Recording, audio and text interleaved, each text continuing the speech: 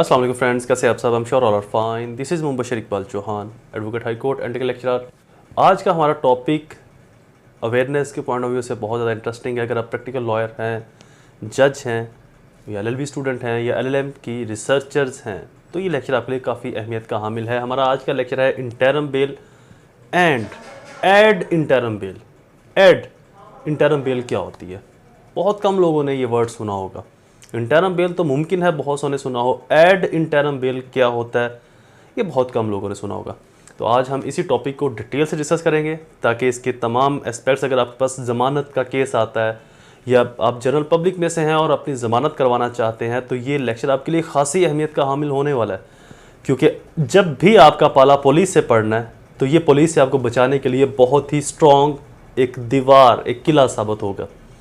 शुरू करते हैं हमारा लेक्चर स्टार्ट करने से पहले एज यूजुअल, अगर आप मेरे YouTube channel law and communication skills के ऊपर नए हैं तो रेड बटन को क्लिक करके मेरे चैनल को सब्सक्राइब करना, साथ में ही बेल आइकन को प्रेस करके ऑल नोटिफिकेशन करना भूलें ताकि ऐसे ही फर्दर तमाम इन्फॉर्मेटिव लेक्चर्स आपकी एक्सेस में रहें और उनके नोटिफिकेशन आपको बर वक्त टाइमली मिलते रहें। मजीद बना मेरे Facebook pages innovative law academy और Facebook group law and communication channel को भी ज़रूर लाइक और सी फर्स्ट कर लें। वहाँ पर भी मैं इन्फॉर्मेटिव पोस्ट करता रहता हूँ। मेरे लेक्चर्स की फ़ीस को फुलफिल करना बिल्कुल ना भूला करें। मेरी फीस आपने 3 स्टेप के अंदर पे करनी है। फर्स्ट, कम से कम 10 रुपये डोनेट करने हैं। सेकंड, 2 लोगों की हेल्प। और थर्ड, मेरे पेरेंट्स के लिए दुआ। अल्लाह ताला उनको सेहत तंदुरुस्ती अता फरमाए और अपने पेरेंट्स के लिए दुआ, अल्लाह ताला उनको भी सेहत तंदुरुस्ती अता फरमाए। शुरू करते हैं हमारा lecture interim bail and ad interim bail. Basically interim bail का जो सेक्शन है CRPC 496 और 497 है, ये दोनों ही बेल से डील करने वाले सेक्शन है। इसी सेक्शन के जरिए डिफरेंट कोर्ट्स अपनी ओरिजिनल जुरिस्डिक्शन को इंटरटेन करते हुए आपको interim bail, ad interim bail जो है वो ग्रांट्स करती हैं। Post arrest, pre arrest, protective bails के हमारे लेक्चर ऑलरेडी अपलोडेड हैं CRPC की प्लेलिस्ट के अंदर, आप वहाँ पर जाकर उनको डिटेल से वॉच कर लीजिएगा। लेकिन आज हमारा लेक्चर पोस्ट, प्री अरेस्ट और प्रोटेक्टिव बेल नहीं, जस्ट इंटरम बेल और एड इंटरम बेल क्या होती है इसके ऊपर है।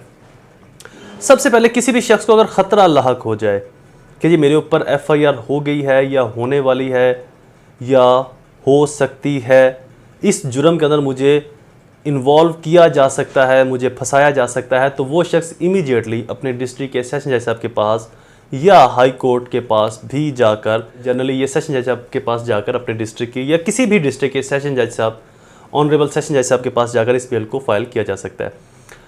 बताया ये जाता है कि जनाब मैं एक रिस्पेक्टेबल सिटीज़न हूँ, एक टैक्स पेयर सिटीज़न हूँ, एक शरीफ शहरी हूँ इस रियासत का, इस मुल्क का।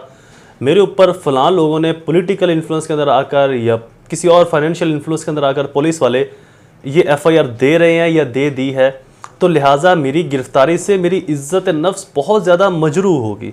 तो मैं तफ्तीश के अंदर शामिल होने के लिए तैयार हूँ, मैं तफ्तीश का हिस्सा बनने के लिए तैयार हूँ। हर तरह के मामलात के अंदर मैं सरेंडर करता हूँ कोर्ट के सामने, मुझे अरेस्ट ना किया जाए। अब चूंकि कोर्ट के पास इमीडिएटली उसका कोई ऐसा रिकॉर्ड नहीं होता जो वो बात कर रहा है, जो वो बात कह रहा है, तो कोर्ट उसकी बात को मानते हुए उससे एक श्योरिटी बाउंड ले लेती है कि हम आपको क्यों ऐसे बेल दे दें, हमें पता ही नहीं है।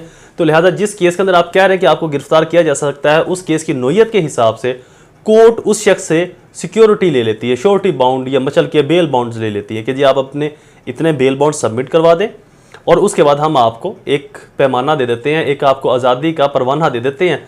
पुलिस के सामने आप जाना, पुलिस वाले आपको गिरफ्तार नहीं करेंगे। वो शख्स चूंकि सरेंडर कर चुका होता है और वैसे भी ये गुड इंटेंशन को जाहिर करता है। ऑनरेबल सुप्रीम कोर्ट्स की बहुत से ऐसी जजमेंट्स के अंदर ये बताया गया कि अगर कोई शख्स सरेंडर करना चाहे बेल के लिए तो हत्तुल इम्कान कोशिश की जाए उसको बेल दे दी जाए। क्यों? क्योंकि जो शख्स सरेंडर कर रहा है उसकी बोनाफाइडी है, उसकी अच्छी नीयत है।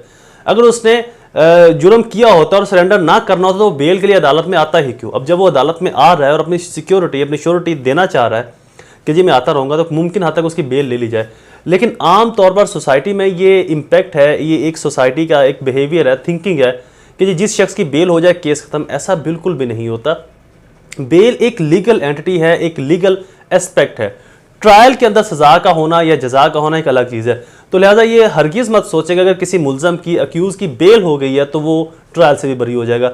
ऐसे मेरे अपने ज़ाती कई केसेस हैं और सैकड़ों केसेस, बेबहा केसेस हैं जहाँ पर मुलजिम को इंटरम बेल तो डेफिनेटली हर मुलजम को मिल जाती है, उसको प्री अरेस्ट बेल भी मिली, पोस्ट अरेस्ट बेल भी मिली, प्रोटेक्टिव बेल भी मिली, लेकिन इवेंचुअली उसको सज़ा हुई। तो ये बात बिल्कुल भी नहीं कि जिस शख्स को बेल मिल जाए उसको सज़ा नहीं हो सकती। तो लिहाजा अपनी बात के साथ वापस आते हैं कि वो शख्स अदालत के पास आता है, जनाब मुझे इंटरम बेल दी जाए। अदालत कहते हैं इंटरम बेल तो हम आपको नहीं देंगे, आपको हम एड इंटरम दे देते हैं, यानी कि एडिशनल इंटरम। इससे क्या होगा कि अदालत जिस डेट के अंदर वो अदालत में आया है उससे सिक्योरिटी लेकर उसको एक परवाना जारी कर देगी, एक लिख कर दे देगी कि आपको जमानत दी जाती है, श्योरिटी बाउंड आपको दे देगी, श्योरिटी बाउंड आपसे लेकर आपको जमानत दे देगी और पुलिस वालों को हुक्म देगी कि इसको अरेस्ट ना किया जाए जब तक अदालत का अगला हुक्म नहीं आ जाता। अब अदालत अगली डेट पर पुलिस से रिकॉर्ड तलब करेगी। अब जब पुलिस से रिकॉर्ड आ गया, अदालत सर्कमस्टांसेस को देखती है, उस मुल्जम को देखती है जिसके ऊपर इल्जाम है, सिचुएशन एविडेंस को देखती है। एविडेंस को देखने के बाद अगर अदालत ये मुनासिब समझे कि प्रोसिक्यूशन को नोटिस करना जरूरी है, तो अदालत उस शख्स की बेल इंटरम कंफर्म करके प्रोसिक्यूशन को नोटिस जारी कर दे कि जी आप इसके अंदर आकर उसकी इंटरम बेल कंप्लीट करके, उसकी इंटरम पहले थी एड इंटरम, अब उसकी इंटरम हो रही है, इंटरम बेल कंफर्म करके अगली डेट तक की जो भी डेट अदालत डालेगी प्रोसिक्यूशन को नोटिस करे कि आप इस केस के अंदर आकर अपनी आर्गुमेंटेशन दें और हमें बताएं कि इसके अंदर इशू क्या है। अब जब वो अगली बेल के अंदर अदालत में पेश होगा और प्रोसिक्यूशन आकर बहस करती है, अगर जज साहब को लगे कि ये बेल मजीद नहीं देनी चाहिए तो उसको डिक्लाइन कर दिया जाएगा, उसको डिसमिस कर दिया जाएगा बेल को और उसको अरेस्ट कर लिया जाएगा मुलजम को। और अगर ऑनरेबल जज साहब को लगे कि बेल आगे फर्दर प्रोसीड कर दी जाए तो उसकी इंटरम बेल को कंफर्म बेल के अंदर कन्वर्ट कर दिया जाएगा। अब जब तक अदालत का अगला हुक्म नहीं आ जाता वो शख्स बरी है, जमानत पर है। आई होप ये इन्फॉर्मेशन आपके लिए फ़ायदेमंद साबित हुई होंगी।